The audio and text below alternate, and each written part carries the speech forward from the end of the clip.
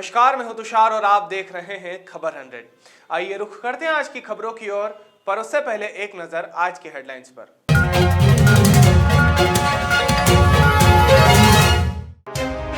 भारत में 4 और लोग हुए कोरोना के नए स्ट्रेन से संक्रमित, मरीजों की कुल संख्या 29 पहुंची।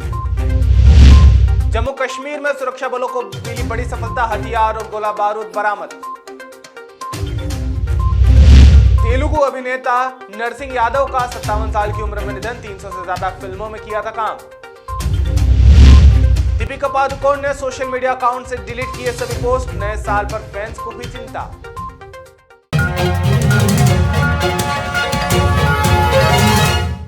शुक्रवार को बुरहानपुर जिले के नेपानगर में रेलवे रोको संघर्ष समिति और आम जनता ने रेलवे स्टेशन का घेराव किया।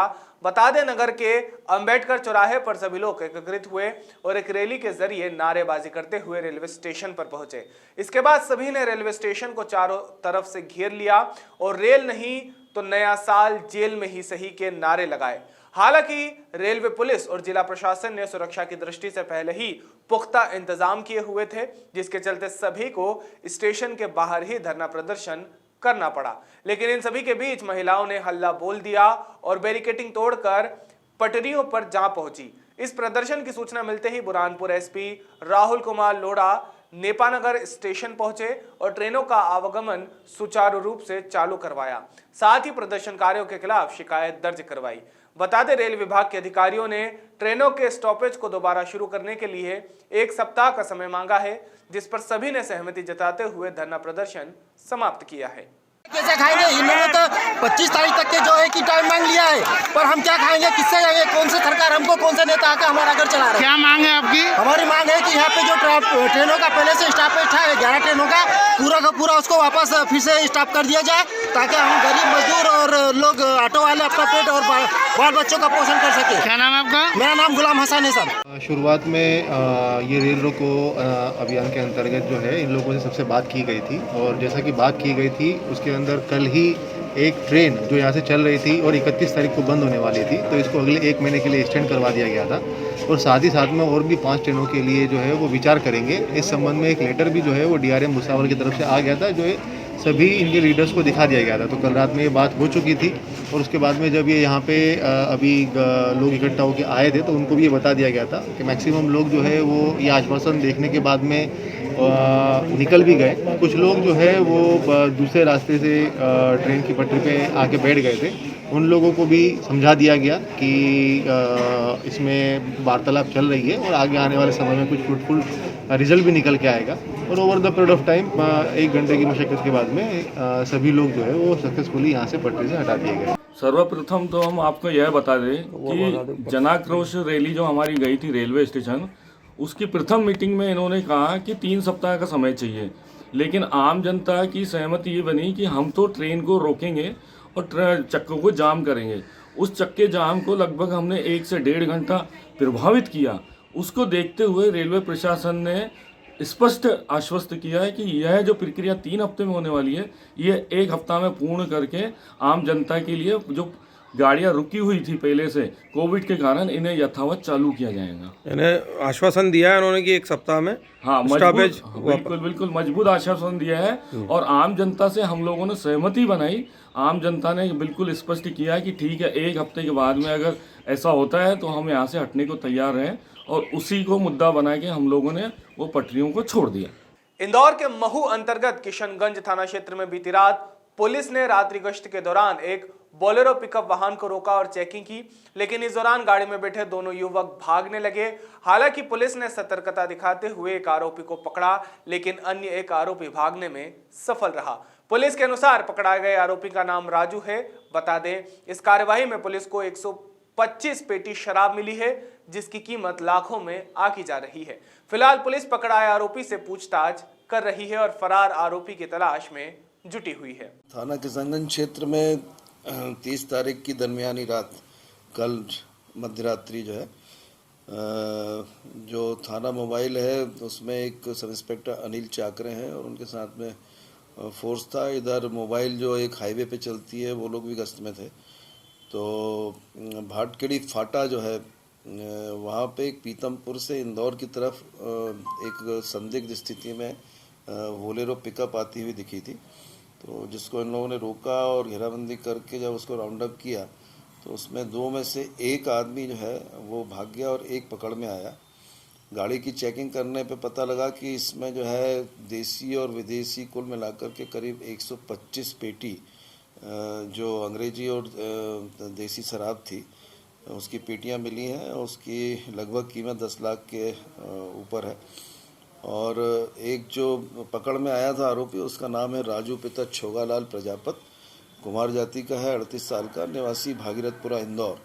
और जो फरार हुआ था वो संदेही जो है फरार हुआ है उसका है सतीश पिता प्रेम कोरी, निवासी भागीरथपुरा का। तो ये एक अच्छा काम जो है किशनगंज पुलिस ने किया है। इसमें अपराध क्रमांक 739/20 और 34(2) आबकारी एक्ट के तहत मामला कायम हुआ है। अनिल चाकरे और जो दोनों मोबाइल की टीम है उनको श्रीमान पुलिस अधीक्षक महोदय द्वारा पुरस्कृत करने हेतु बोला गया है। शुक्रवार से साल 2021 की शुरुआत हो चुकी है। नए साल के पहले दिन प्रदेश के मुखिया शिवराज सिंह चौहान इंदौर पहुंचे। यहां उन्होंने पंचशील नगर में बने गरीब वर्गों के आवास पर भ्रमण किया। दूसरों के दुख दर्द सुनकर उनके निराकरण हेतु अधिकारियों को उचित दिशा निर्देश दिए। इस मौके पर मुख्यमंत्री शिवराज लकवा गस्त्र 65 साल की द्वारिका बाई से मिले और उनके उपचार के निर्देश कलेक्टर मनीष सिंह को दिए।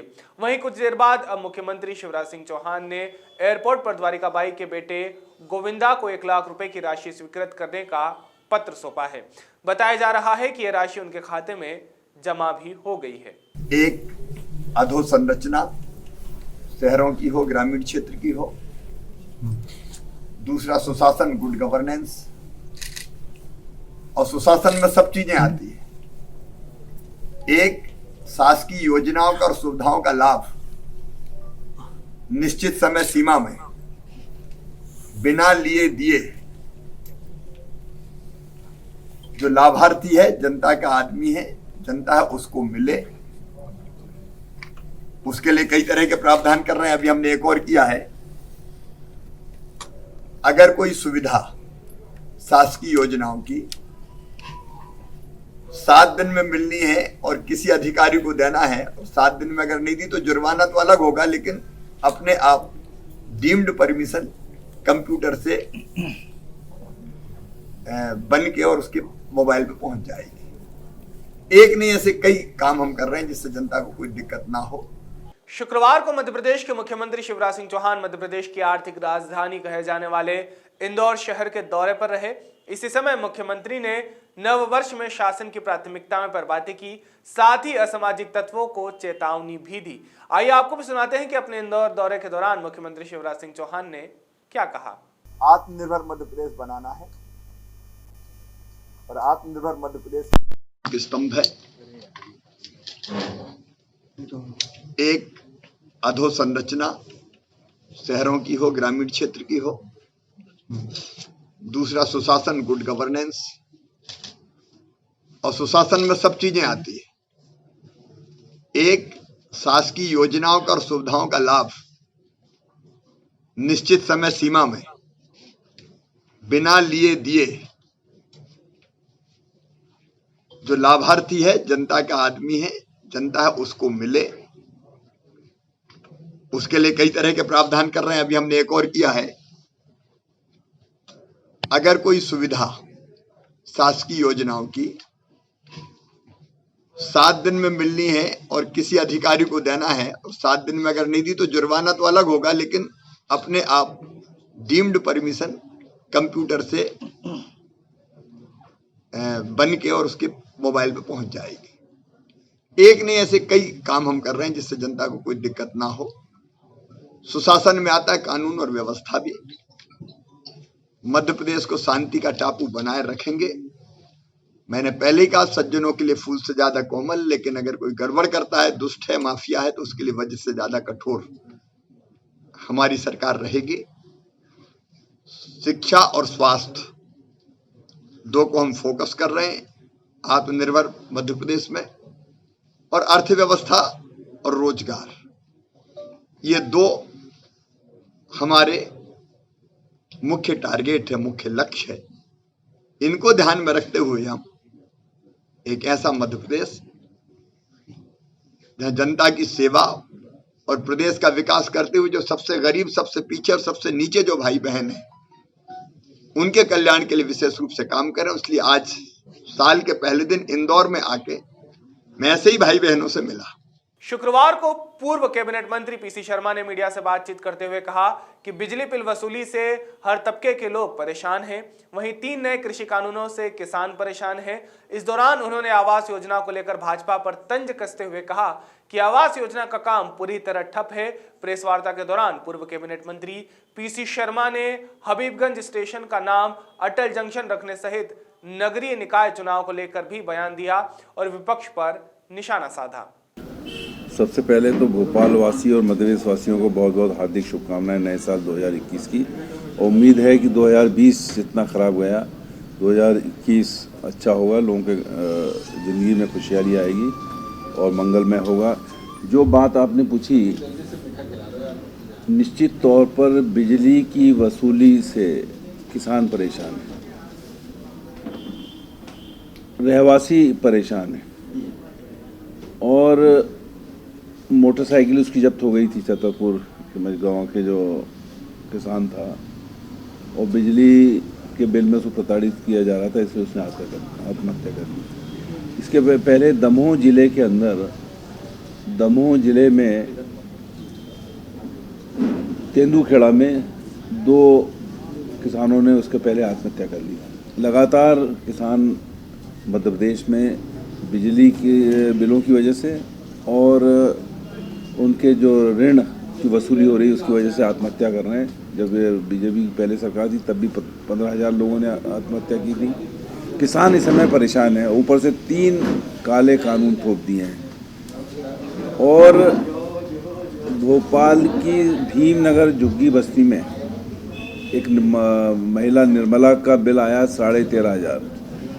मंत्री पवन सिंह तोमर वहाँ खुद गए, मैं उनको धन्यवाद देता हूँ, और उन्होंने देखा कि सब गलत हैं बिल, और वहीं अधिकारियों ने 214 रुपये का दिया बिल उसको, महिला को। मेरा ये कहना है कि इसी रेशो में जो पूरे मध्य प्रदेश में बिल आए हैं, कहीं 15,000 के 20,000 के, तो उसी रेशो में 13,500 से 214, तो सभी बिलों को मंत्री जी आदेश दें और उसी रेशो में कम कराएं पूरे मध्य प्रदेश के, क्योंकि भोपाल नहीं पूरे मध्य प्रदेश में बड़े हुए बिल आ रहे हैं। जब कमलनाथ जी की सरकार थी तो 100 रुपये 100 यूनिट आता था, लेकिन अभी जो 10,000, 15,000, 20,000 के बिल आ रहे हैं, गलती पकड़ी गई है। संजय दुबे जी जो PS हैं ऊर्जा के, उन्होंने कहा है कि 3 महीने लगेंगे ठीक होने में, तो तब तक पूरे बिल स्थगित कर दें, चाहे वो किसानों के हों या अन्य रहवासियों के हों, और रेशो वही रहे कि 13,500 का 214 हो रहा है, तो उसी हिसाब से अगर 15 का है तो उसके हिसाब से आ जाए, जिससे लोगों को राहत मिले और